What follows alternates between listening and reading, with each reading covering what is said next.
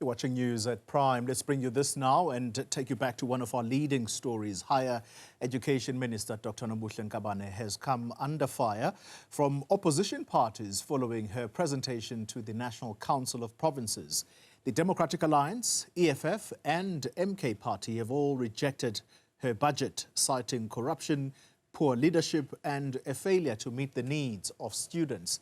Let's speak now to Newzroom Afrika's Vaylen Kirtley, who is watching that space for us at the NCOP. Vaylen, good evening to you. Let's start with the latest. How did it all end for the Higher Education Minister before the NCOP?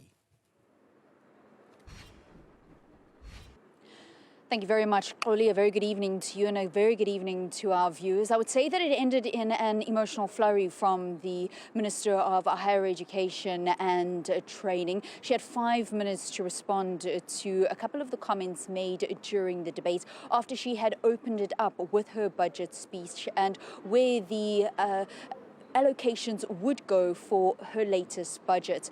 And in conclusion, the first thing that she mentioned to the members that it was unfortunate that there was this opposition to the budget that she presented, because this was a budget for the people, for the students, for those in need of higher education and after work training in the country, and not a Minister Nkabane budget, because this is what was raised by a number of those parties that were in opposition to the actual budget, highlighting the failures of Nkabane in the position as minister, and the latest being the misleading of Parliament over the supposed independent panel that selected the controversial CETA board chairpersons. So this was the basis upon which the members of the NCOP were objecting the budget, saying that not only has the minister presided over a dysfunctional NSFAS and not been able to write it, but obviously the latest transgressions of which we've seen the DA today, earlier on today in Cape Town, actually laying criminal charges of fraud and contravention of the Powers, Privileges and Immunities Act in Parliament. Oli. Arguably, this could be the start of things to come. Vaylen, where to now? Certainly, we saw the minister suggesting that perhaps a lot of this pushback was because the department is in fact run by a young woman, and that this kind of criticism is misogynistic.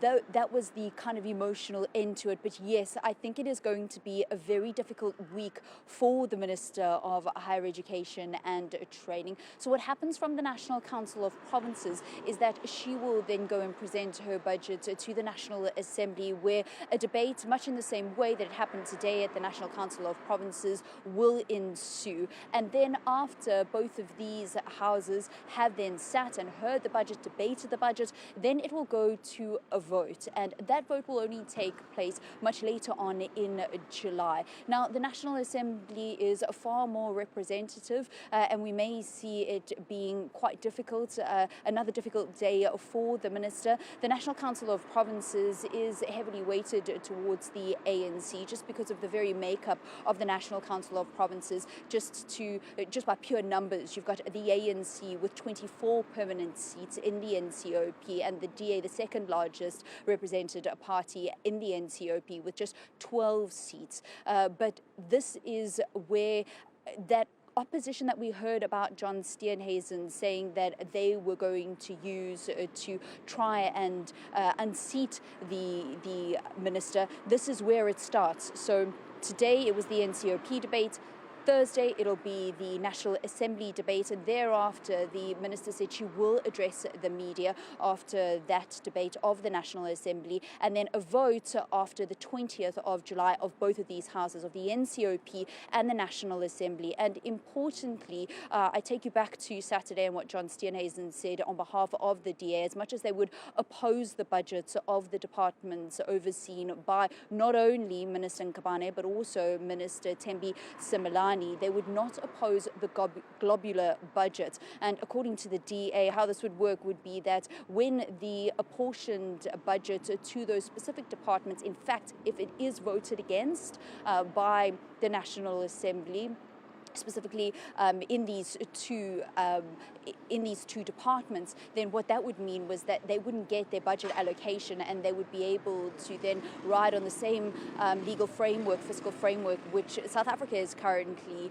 working on, and that's working 45% of the previous budget of that specific department. But the DA calling that we're not opposed to a budget, not a globular budget, not even a budget in the Department of Higher Education and Training, but just not under this minister. And then the minister having the last word to say that you're not opposing my budget and me, but you're actually opposing a budget of the people. And this, I think, probably is something that is going to be largely debated by many this whole week.